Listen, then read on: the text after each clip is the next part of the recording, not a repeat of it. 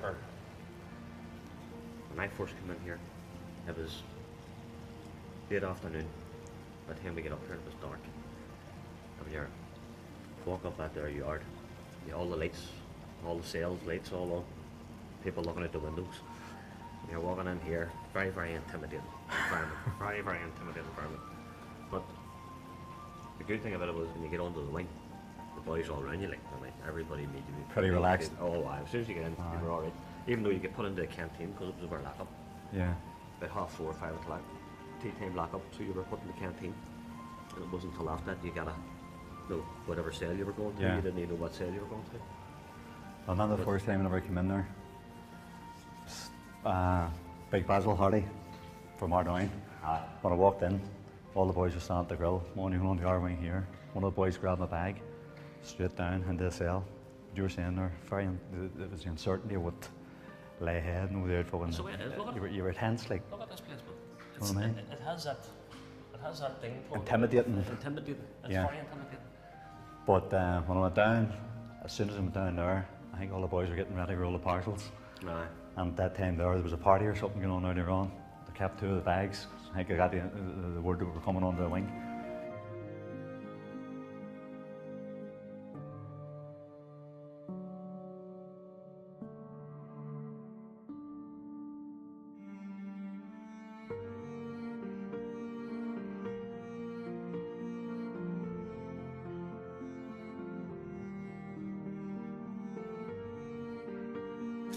But we had some yeah. There was good memories and bad memories, like, wasn't there? You had your ups and downs, like, yeah. Like everything. Yeah. But everybody tried their best to. Well, the comradeship at that time was good. You had people looking out for people there who would have been. It was alright. As would you say, getting heavy whack. Oh, maybe you didn't have any whack because you need help. Yeah. So there's always help. There was always help there. But the camaraderie thing that was in here was brilliant. Yeah. It was absolutely brilliant.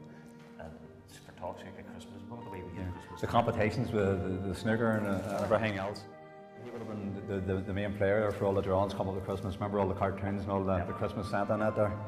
And you got the R ones there, getting on and painting over the top of something else and he even coming over starting murder over it. But it's unbelievable now to sit back and look at it now. How many years we've been waking up every morning in this place. Yeah. And when we first came here, when you first came here, that grill was locked. Yeah, that's right. You weren't allowed in. There was control movement. Control movement. That grill was locked and that grill was locked. Yeah. And every time you walked in or out of here, you had to get the screw to open it. Yeah. Now that broke down about 88 or something like that. I think I stopped. That's right. Yeah, I had there was a lot of conditioning taking place at that particular time where the boys going around. Constantly people in there to get the screw to open the grill. You constantly were on. It was to break down the barriers, yeah.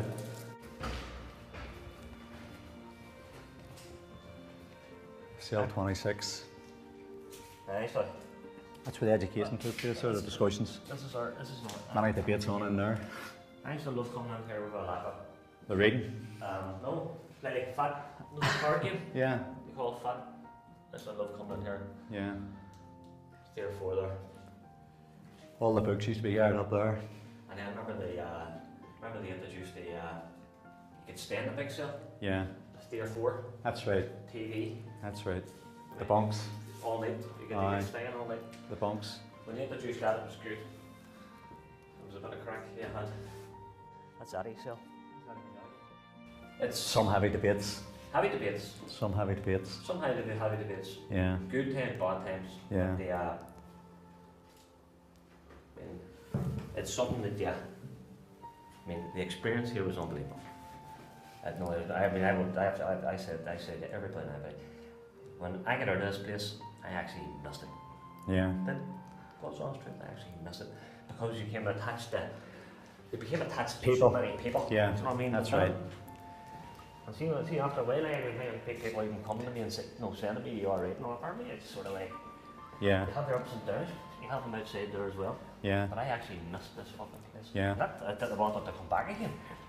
I just missed it. I missed the people in it. Because I think you spent that much time. You know what I mean? I got attached to so many people within this system here.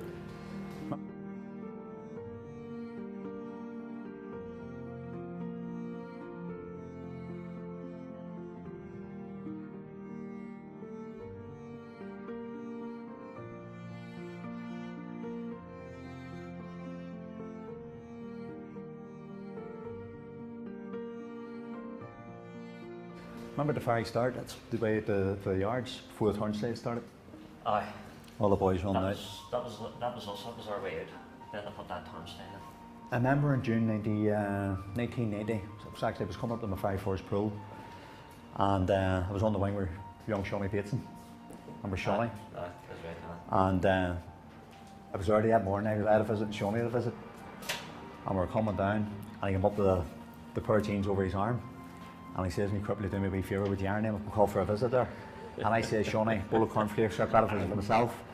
But on the way, the rule up in the mouth he says, "Right, next time you ask me for something," he says, "that'll be the same answer," he says, "and you get the same reply." He says, "Right, no problem."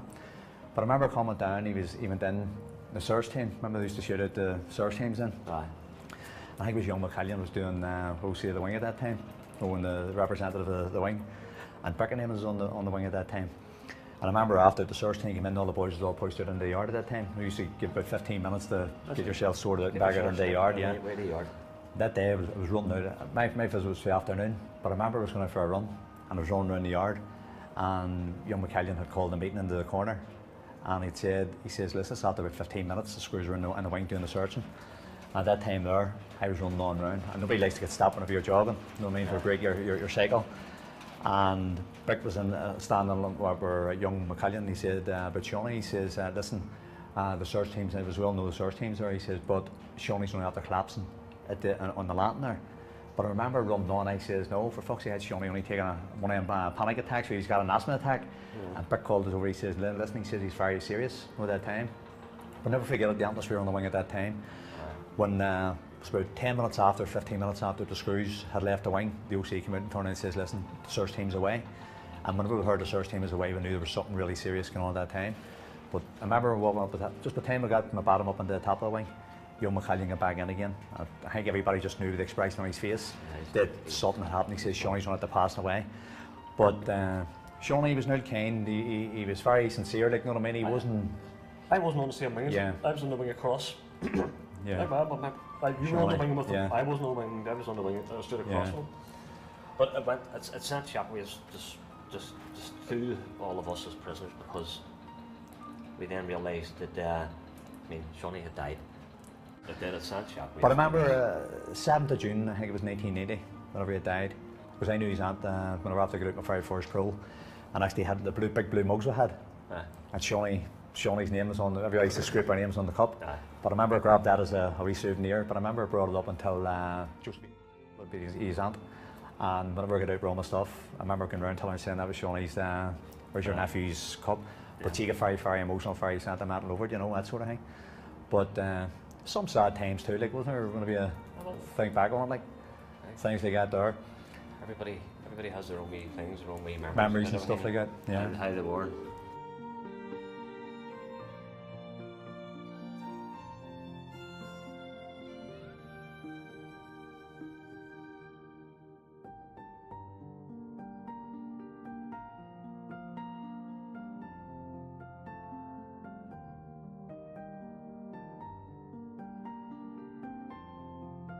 I remember that time where actually my man, I kept sending out word to Horn saying, "Tell her, look, listen, I need a guitar here." Brendan McClanagan, he was the main, him and Beckenham, who used to get the guy with the guitar net, and Tomboy with the board on the flute net. And next thing I remember my man saying, I says, "Look, yeah, Johnny was on the wing," and I says, "Look, Johnny, his brother a second hand shop or something down in Smithfield at that time." I says, "Johnny, does a wee favour, ask your brother, but he's up for a wee guitar, second hand job, just something for to learn the guitar." And I sent my ma down to fucking Smithfield, and she came back up and says, "Lift your guitar in." I'll never forget it. Remember all the parcels used to be left atop the wing, the brown bags? Yeah. And one of the boys, I really bummed about this guitar. You didn't know. No, but I bummed about it, but I was told that I had a great guitar coming in. And I remember whenever I went up, and the boys were turning and says, "That's the parcels in." And Marty, I'll never forget it here. It was one of the most embarrassing time in my life. I went up and was duking out to see, make sure none of the boys was about, and I went up on the top of the grills. And I seen this thing here, it was only about that size. I grabbed my parcel, I grabbed the guitar and run down, the fucking guitar went under it there. But there's a couple of boys knew it was a thing, next thing they all went down. I says, "Crip, did you get your guitar?" Well, that fucker McClanagan, he knew, he already wired all the boys up. And all, the next thing I looked down, there was about 24 of the boys all standing around the cell. "Crip, let's see a guitar there." pulled it out. That was an out one. An out one. That's right, the out one. But I remember fucking said to my man, what did you fucking stand up back guitar there for? He said, you said you wanted a second hand one. But I remember after, it was about 5 weeks or something after that door, she'd send him one. Back from his visit. I came up, he says, I left you on a guitar there, he says, brand new. It's only out of catalogue. And that's whenever you come down, you were only sentenced that time. It was a good guitar. Actually, it was Yamaha. I was getting out 1991. Actually, you were only a few years into your life sentence that time. You were only coming down a couple of years. I was only into mine. On your way out. That's right. I remember walking in the cell day before thing. And I was contemplating. It was no bit of sentimental value with the guitar, and it says, remember I walked in there and it says, Marty, here you are. There's a guitar. If I ever come back to jail again, that's my guitar. That's your guitar. And what you do? 7 years later, I'm back in again, and you hand there's your guitar back again. But funny enough, here I just gave that guitar away about 4 or 5 weeks ago. The young lad there, he lost a father in it there, and he wanted to take up the guitar with him, but he used to play every Thursday night the LED music down one of the pubs. The root that but I told him there's now a bit of history in the guitar there, so he turned around and says, right, no problem. So I think that gives him more to hold on to, like, you know what I mean? Yeah, to get used to it, like.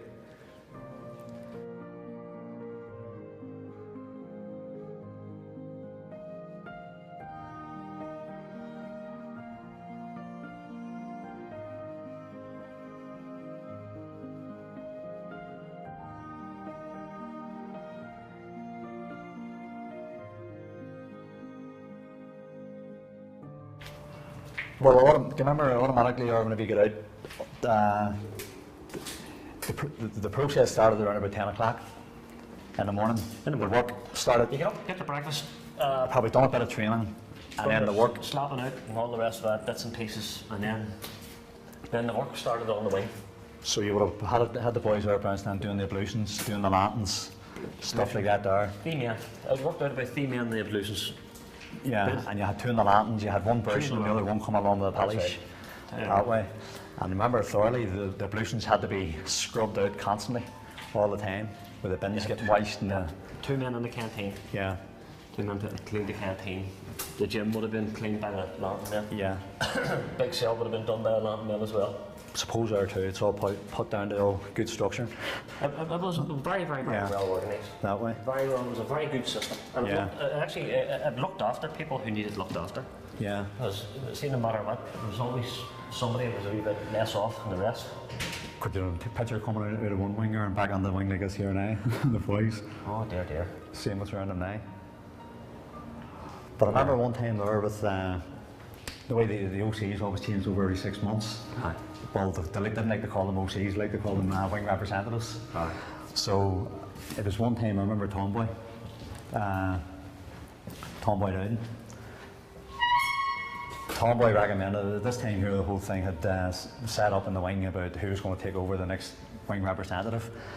And Big Jazz and wee Teapot was on the wing, and Tomboy. But I remember Brick was on the far side, and Brick came over and turned around and says that Tomboy, that he recommended, remember this time here, it was totally unacceptable to lift your hand to another member of the community unless it was football or something like that there. Yeah, that's right. I hated the moment it was accepted, but it was totally unacceptable to lift your hand to another person, which was a good thing there too, because it was good comradeship and things like that there. But I remember one particular incident there too, where Brick had recommended that Tomboy be the next wing representative. And I think we had the football was called for that afternoon, and we went down into the football pitch, and I remember wee Teapot, he was actually doing goals, or he was doing goalkeeper, and Tomboy was doing goalkeeper on the opposite side. And I remember this time here, it was halfway through the match morning, and Jazz McCann had run down, and there was a tackle between Teapot, and whenever they went in to score a goal, wee Teapot run out, but the two of them clashed. But it came into an argument. Fisticuffs, and I remember looking around and Tomboy Loudon run from the top of the pitch straight down and try to throw one, because of the fact Jazz was about 6 foot and Lee Teapot was only that size, but he was ignorant of the fact he didn't know what happened to the tackle and all that there. He only seen the wheel of wee Teapot. But I remember Brick tried to jump in to separate the issue, and next thing he looked around, Brick ended up throwing, I think it was about four stitches under the eye. The blood and the PT had run over, and what's happening here, everybody gathered around. Everybody thought it was going to be a big free-for-all. But I remember everybody laughed about it after we went back onto the wing. And the moral of the story was there that Brick had recommended that Tomboy was a good person for putting things across and stuff like that there, and to keep the wing under the discipline there, you know. But it was laughable. He ended up smacking, throwing a dig and ended up whacking back in the eye. But I will say, the only place I ever seen fighting was in the football pitch. I've never seen anybody lift their hand to another person in the wing. Fight in the wing. In fact, if anything, it would have been the opposite. Knowing people looking out for people, caring and stuff like that there. Even anybody had bad visits or anything to get there, they're going back. Yeah. And I mean, even both sides are, you know what I mean? You had people that had their grievances, political grievances and stuff like that there because of the fact different organisations and it. But at the same time, you have to give that bit of respect there too. Until everybody was on the wing, they were all one community, like, you know what I mean? It worked that way anyway because of the system we had on the wings. Yeah. You may have had a few personality clashes, but at the same time, that was kept to yourselves. It wasn't like brought on the wing. And even in the football pitch, remember, there you never had a bit of no clash in the football pitch. You didn't bring it back onto the wing. You know what I mean? It stayed in the wing. That's right. It stayed in the You've been bits and pieces of it, but it usually stayed out in the pitch. Yeah.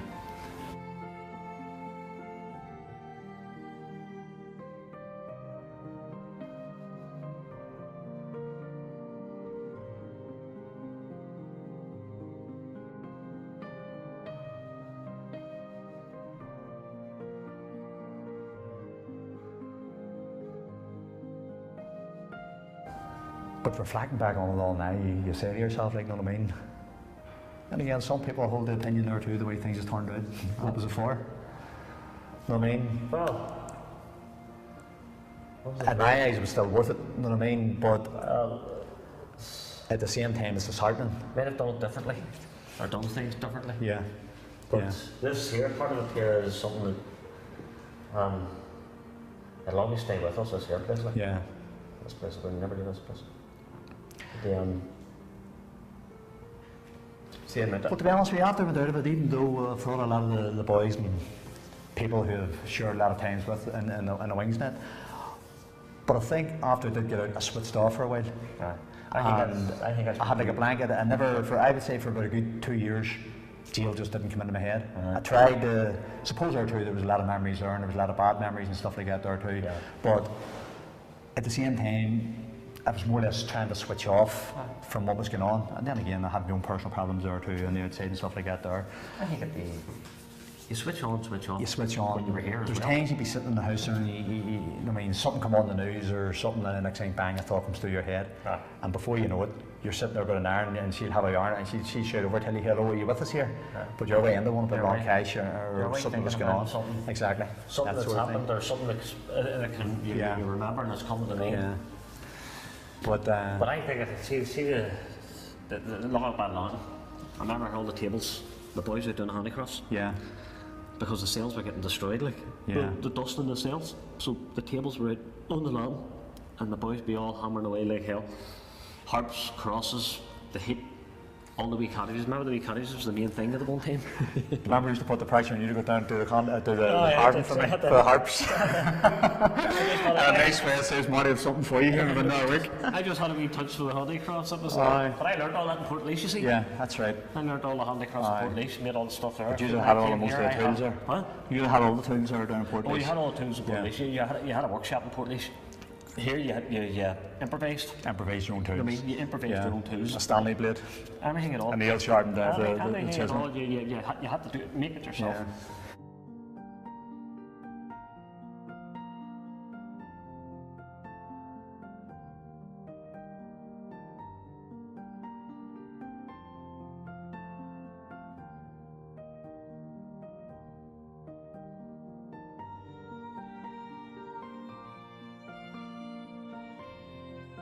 Why, the date you got out? That was 7th of June. 7th of June. 99. I was you were one of the first ones in the INLA wing at that time. There was me, Eddie. Me, Eddie, and who else? Big Onion was in, I think, about 8 years at that time. Yeah. Eddie was in 14, I was in 13. Yeah.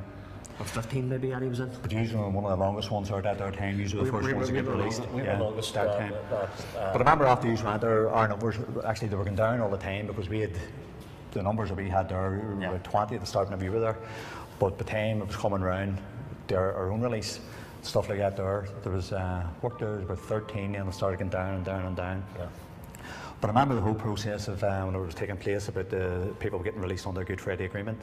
I remember you had to receive certain letters before you hit certain stages of the release. You went through a process. Until you were coming up to your PI. A process of that, yeah. And I remember that particular time there, because of the incident, they were finding it difficult for more or less find a date for myself and John and Sonny at that time for getting out. But at that time, as you know, it was great seeing the boys out there getting out, but we were coming up against a few difficulties on the wing, because you had people getting, the jail was open on the 20th of July, or whatever it was get all the rest of the prisoners, the jail would have been emptied. And we were more or less concerned of what was going to happen to the 3 men, because we were told here at that particular time that because of the charge we were charged for in the jail, that we had to serve 2 years continuous custody, and which meant it would have brought us up to October 2000. But I remember there was 2 other people who was under the same wing, affiliated the party, and they would have been on the wing at that particular time, but they didn't fall under under the terms of the Good Friday Agreement, and we were having more or less concerns about where they were going to put the people at that particular time. And I think it was 2 on the IRA wings who didn't fall under the terms of the Good Friday Agreement, and there was about 5 on our wing. But I think eventually, whenever they come up to ourselves here, Willie, he was the prisoner's representative at that time, and I remember Willie came up to jail, and he'd said to us, he says, we've got good news and bad news. He says, they're going to release us, he says, but just had to serve 2 years continuous custody before, and I think the 3 of us walked off a visit doing cartwheels, saying how we're going to get these 2 years in after we spent 17 years in jail. But I remember that time there, we were wondering what they were going to do. There was talk we were going to put us to McGabry, there was talk we were going to put us in different places here. But I remember after there was a bit of some sort of compromise, the IRA prisoners, they were accommodating the wing facing us, and we were in the other wing there. And there was one particular case there that we were more or less following with great interest. Seamus McCardle's case. He was done for the Canary Wharf, the bombing in England, and he was also brought over and charged with the sniper attack in South Armagh. But he was ready doing a sentence in England at that particular time, and we were told that we had to do 2 years continuous custody, which meant he would have fell under the same category as ourselves, which meant if he was getting out, then we would have fell under the same lines. But I remember the rumours were circulating that he wasn't getting out, and he was getting out, and everybody was keeping things to their chest, like the cards to their chest, and they weren't letting people know what's happening.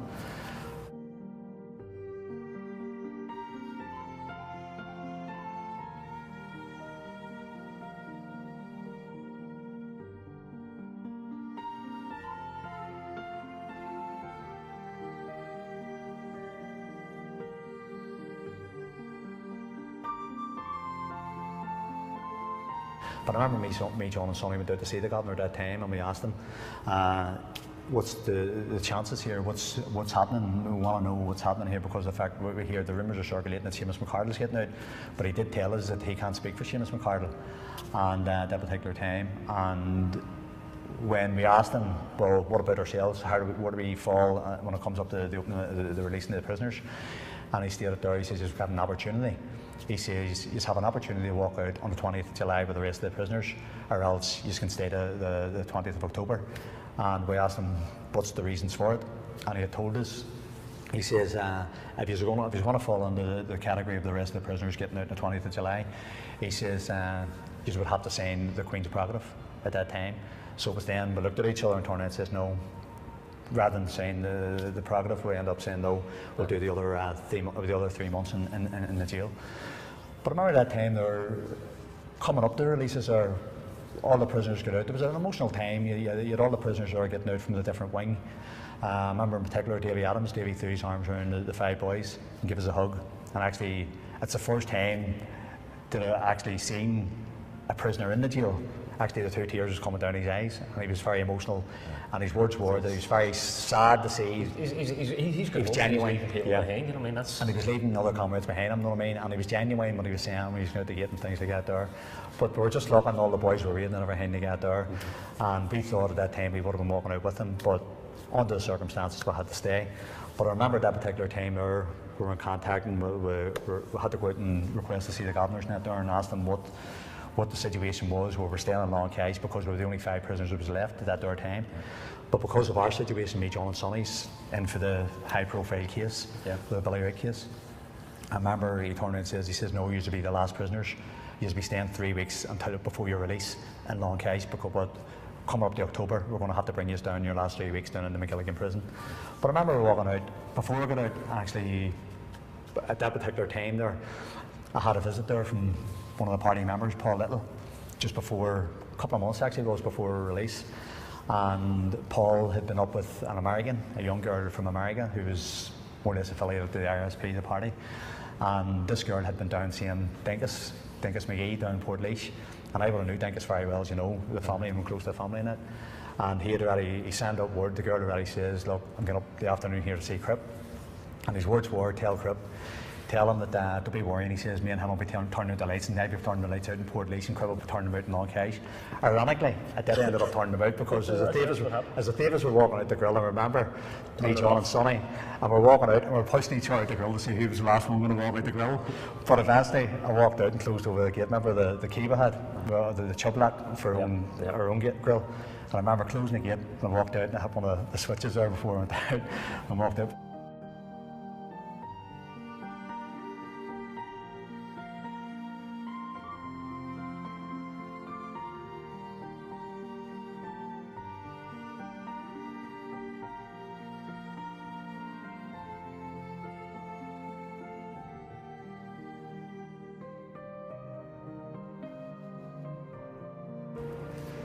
There was mixed emotions, you know what I mean? At that time, you were happy that everybody was being released out of the jail, but at the same time, thinking back on it now, and even then, when we were looking in, we turned the news on, and it showed you Fleisch McVeigh. I think Fleisch was the OC of the IRA prisoners at that particular time, and I think Jerry Kelly was the prisoners' representative that belonged to Sinn Féin at that time. And I remember they issued a statement outside the jail and said that the last prisoner, the last Republican prisoners, has been released from Long Kesh.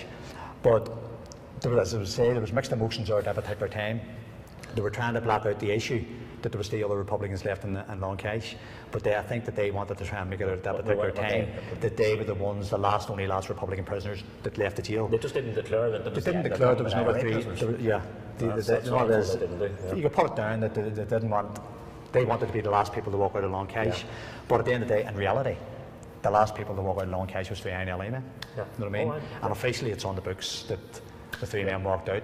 But I remember we were walking, when we got out and got into the van and all that there and brought down to McGilligan. And the plan was there, the agreement was with the governor, says that we're going to go down to McGilligan, we'll be placed in a solitary confinement unit.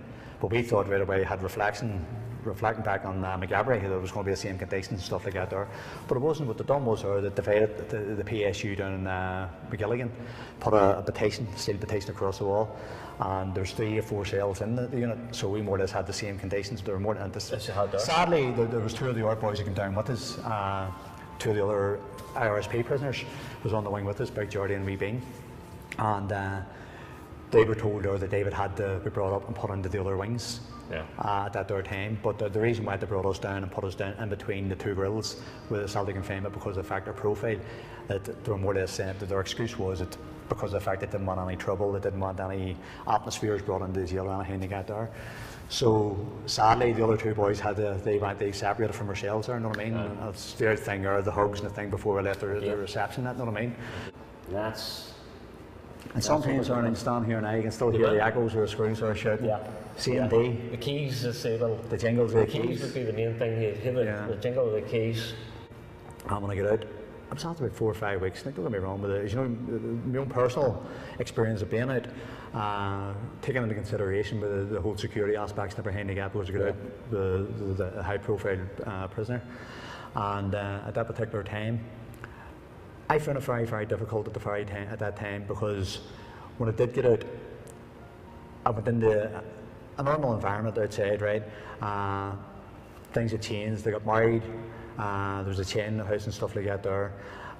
Because of the situation, my own security situation, I found it very, very strange, because it was going into an environment then where you had to put grills on your stairs and stuff like that there, and you were, no matter what, if a child had been going to the door to open the door, you were saying, hold on, Julia, is the door locked? And stuff like that.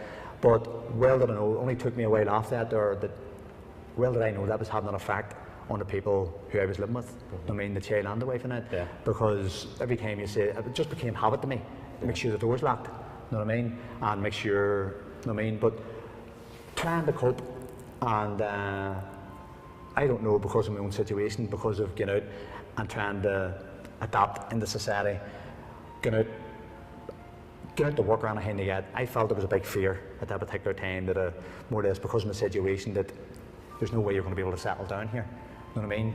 Because even though that I could relate to people and get on with people well and stuff like that there, but I found because of my situation that it was a case of getting out and more or less because of your profile, oh here, look at this here, I don't like the thoughts of more or less here having to go and work with him or whatever it is you're going to do, no, in the building site or anything like that. But it was all those type of things that were trying to cope, and even my family and that, there was a lot of fear there there too. But that's how I turn around and say you don't, I mean, you still look over your shoulder, you know what I mean, you still take precautions, but I wouldn't be over highly, you know what I mean, fucking, I'm not saying I'm not worried about the situation, but you could end up fucking, it just takes one person or whatever it is, like, because you're, I know how easy it is. You know what I mean, that way, like.